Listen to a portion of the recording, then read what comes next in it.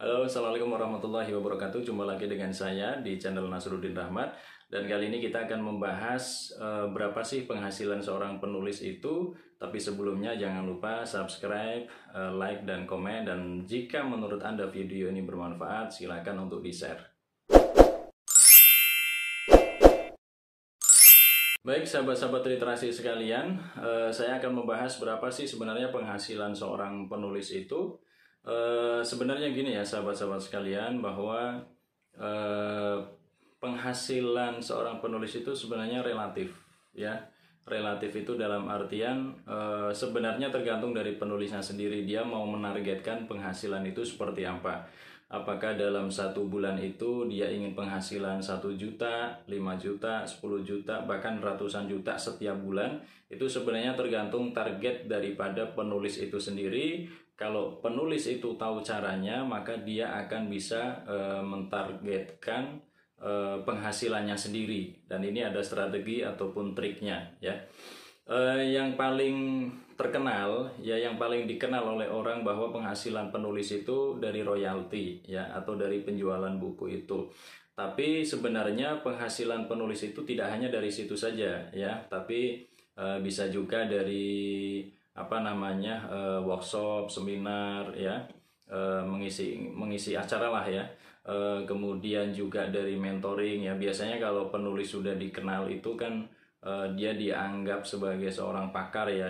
Misalkan sering menulis masalah buku ekonomi, dia dianggap sebagai seorang pakar yang mengerti tentang masalah ekonomi. Nah, dari situlah dia sering diundang untuk memberikan menjadi narasumber atau pemateri di acara-acara yang berhubungan dengan tema yang ada di dalam buku itu. Nah, sahabat sekalian, jadi yang pertama itu ya, penulis itu bisa mendapatkan penghasilan dari royalti buku atau dari penjualan buku ya. Nah, kemudian yang kedua itu dari memberikan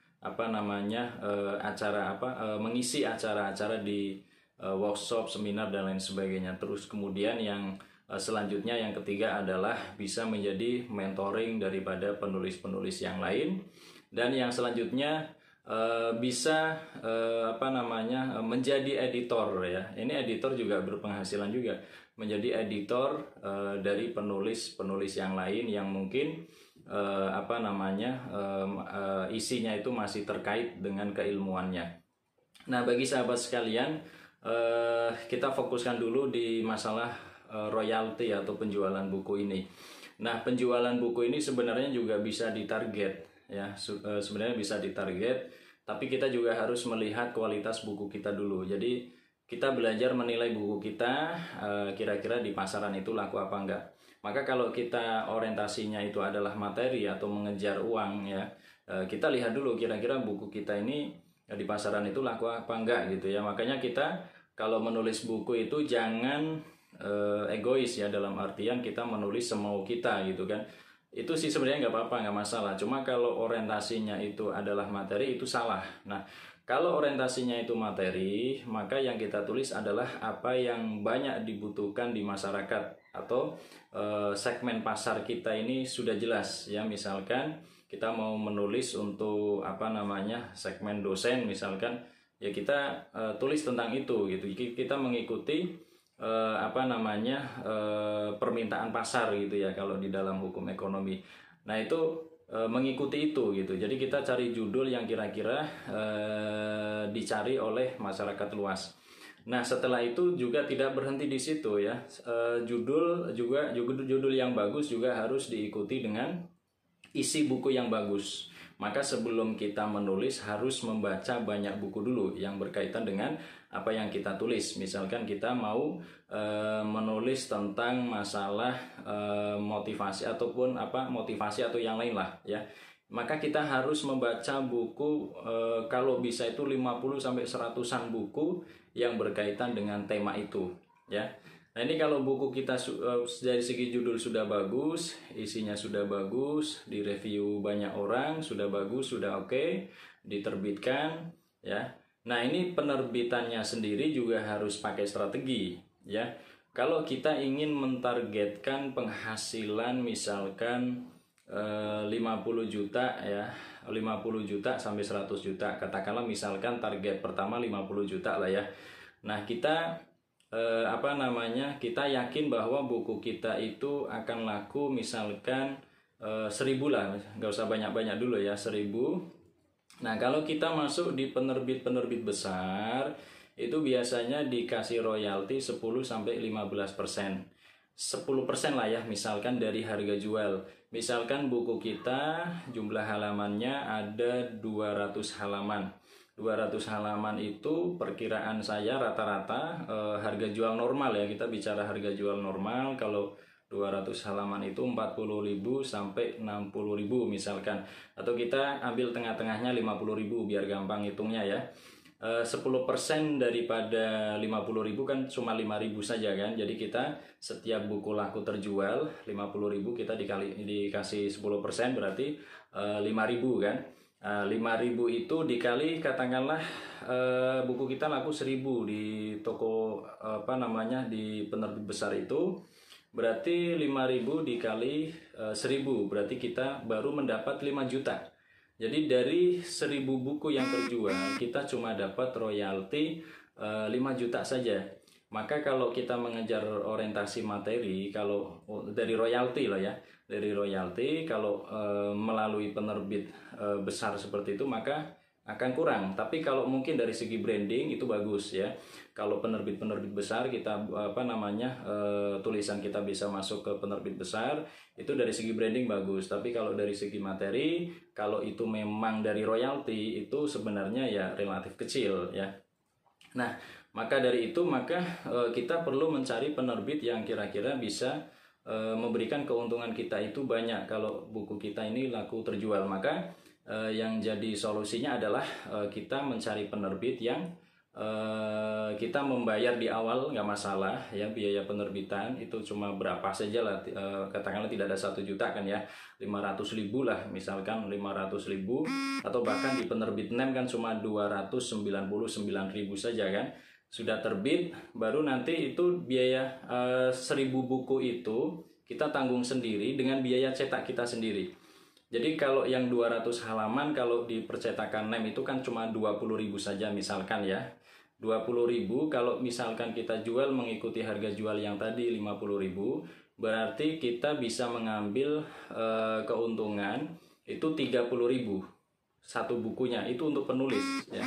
30.000 dikali kalau buku kita laku 1.000, berarti itu mendapatkan 30.000 dikali 1.000 berarti 30 juta ya, 30 juta. Nah, ini berarti secara keuntungan itu akan lebih menguntungkan yang ini ya. Nah, itu juga nanti harus tahu ya strategi marketingnya seperti apa. Nanti bisa saya buatkan video tersendiri ya, bagaimana strategi marketing atau menjual buku baik secara offline maupun online ya, itu ada caranya sendiri. Jadi kalau kita mengejar materi melalui royalti tapi melalui penerbit besar, itu saya kira itu sangat relatif kecil sekali. Maka yang menjadi solusi adalah kita menerbitkan di penerbit yang di situ kita membiayai sendiri ya, biar ada biaya penerbitan. Kalau di penerbit NEM kan itu cuma 299.000 saja. Nanti kalau dicetak 1.000 misalkan, itu kalau yang tadi misalkan katakanlah yang 200 halaman ya, 200 halaman cetak 1.000 itu kan jatuhnya kurang lebih cuma 20.000 saja. Itu bahkan ada teman saya itu yang buku tentang bisnis itu dijual sampai 99.000 dan itu sangat laku keras ya. Itu biaya cetak cuma 20.000 dijual 99.000, jadi 100.000 kurang 1.000 itu keuntungannya 80.000 sendiri. 80.000 itu nggak dibagi-bagi kemana-mana, itu untuk penulis sendiri ya.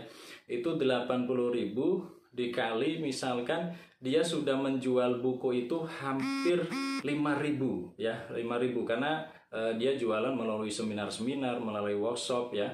Ini termasuk strategi juga ya, strategi pemasaran. Jadi sebenarnya kalau kita ini tahu strategi pemasaran buku itu sebenarnya nggak perlu lewat toko pun bisa, karena sekarang itu banyak sekali media-media kan yang bisa untuk jualan, apalagi bisa untuk promosi, membuat video seperti ini ya, melalui YouTube, Facebook dan lain sebagainya. Dan itu sangat mudah sekali untuk dilakukan. Nah, ini untuk royalti saja.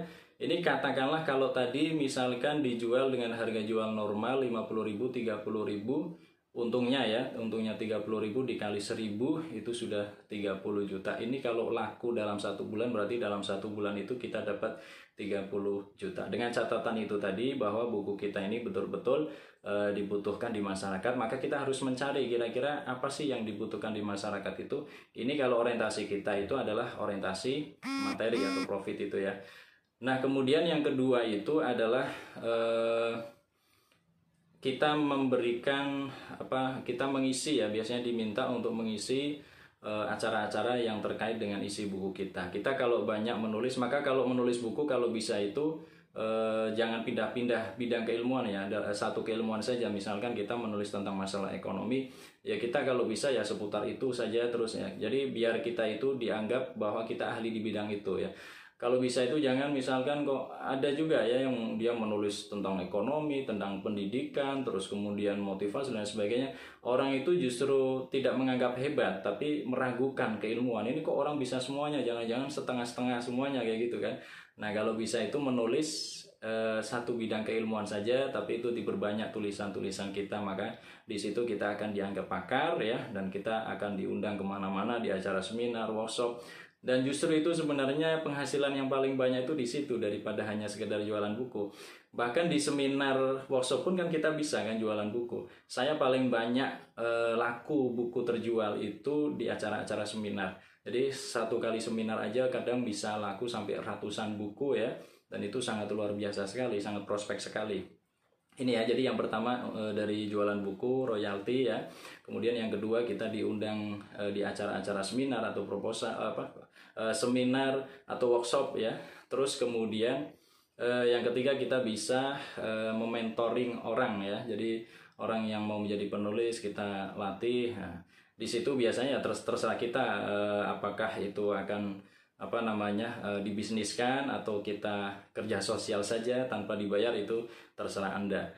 Nah, kemudian yang selanjutnya kita juga bisa menjadi seorang editor ya, mengedit tulisan orang yang berkaitan dengan keilmuan kita.